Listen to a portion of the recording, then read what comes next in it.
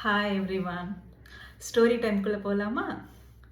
ஒரு ராஜாவும் ஒரு மினிஸ்டரும் வில்லேஜை சர்வே பண்ணலான்னு போனாங்களாம். மக்கள் எப்படி வாழ்ந்துட்டு இருக்காங்க, பொருளாதாரம் எப்படி இருக்குது அப்படின்னு சொல்லிட்டு. ஸோ மாறு வேஷத்தில் ராஜாவும் மினிஸ்டரும் போகிறாங்க. ஸோ அப்போது கிங் வந்து ஒரு ஃபேமிலியை நோட்டீஸ் பண்ணுறாரு.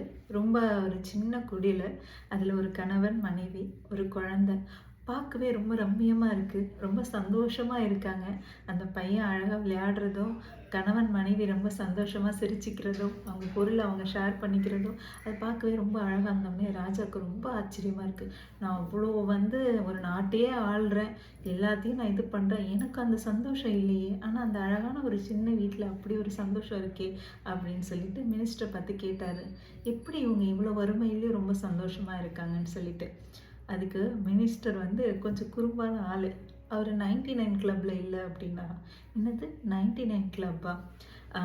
கிங், எனக்கு ஒரு 6 மாதம் கொடுங்க, உங்களுக்கு 99 கிளப்புனா என்னன்னு சொல்கிறேன்னு சொன்னாராம்.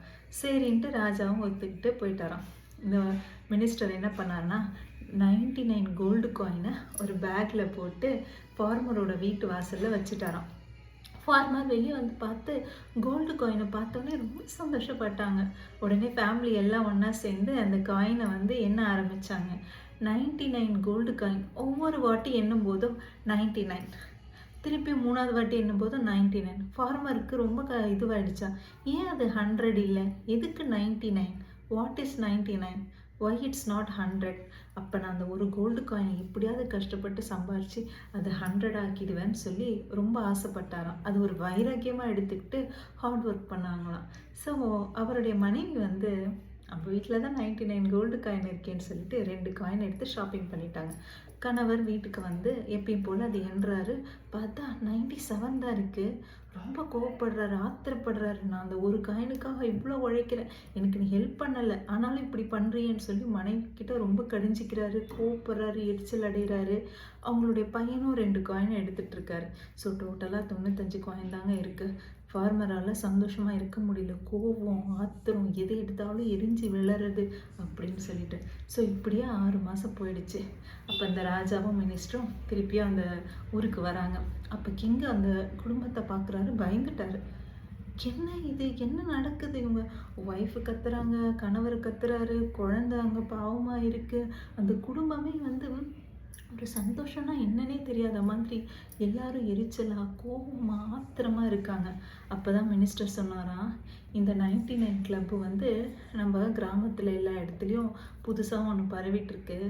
எப்படின்னா, அவன் வந்து 99 கோல்டு காயின் இருந்தது, அதில் அவனுக்கு சந்தோஷமாக இல்லை.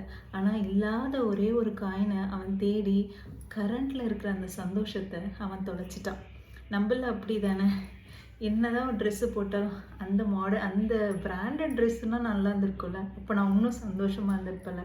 இப்படியே தான் நம்ம வந்து நம்மக்கிட்ட என்ன இருக்கோ அதை வச்சு நம்ம சந்தோஷப்படுறது கிடையாதுங்க.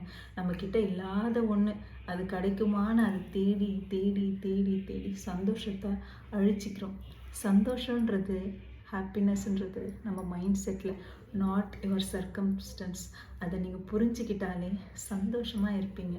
ஸோ என்ன இருக்கோ அதை வச்சு ரொம்ப சந்தோஷமாக இருங்க.